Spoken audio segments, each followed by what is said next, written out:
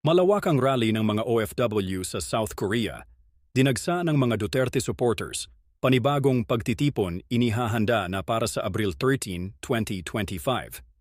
Overseas Filipino Workers OFWs sa South Korea ang nagtipon sa isang malawakang rally noong nakaraang araw upang ipahayag ang kanilang panawagan na mapauwi ang dating Pangulong Rodrigo Duterte sa Pilipinas.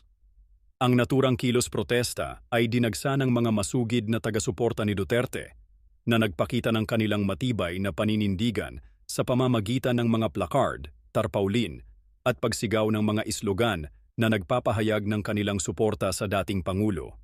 Ayon sa mga organizer ng rally, ang kanilang layunin ay hindi politikal, kundi isang simpleng panawagan upang maibalik sa bansa si Duterte na ayon sa kanila ay nararapat bigyan ng maayos na pag-uwi sa kanyang bayan.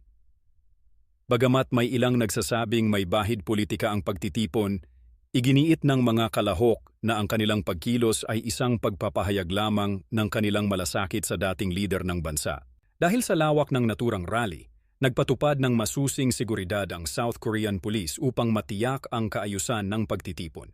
Mahigpit na binantayan ng mga pulis at iba pang awtoridad ang kaganapan upang maiwasan ang anumang kaguluhan.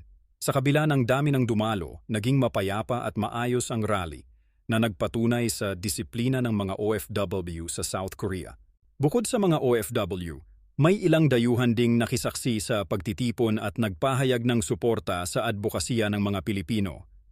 Marami ang nagpahayag ng kanilang damdamin sa social media na lalong nagpalawak ng diskusyon tungkol sa panawagang ito. Dahil sa tagumpay ng unang rally, kasalukuyan ng inaayos ang mga dokumento at permit para sa isang mas malaking pagtitipon na nakatakdang ganapin sa Abril 13, 2025. Ayon sa mga organizer, inaasahan nilang mas marami pang Pilipino ang dadalo upang ipagpatuloy ang kanilang panawagan. Ang susunod na rally ay muling isasagawa sa ilalim ng mahigpit na pagbabantay ng mga awtoridad upang matiyak ang kaligtasan ng lahat ng kalahok. Patuloy na inaanyayahan ng mga tagapag-organisa ang iba pang OFW na sumali at ipahayag ang kanilang suporta sa nasabing adhikain. Paki-follow ang ating page para sa iba pang information at paki-share na rin at like.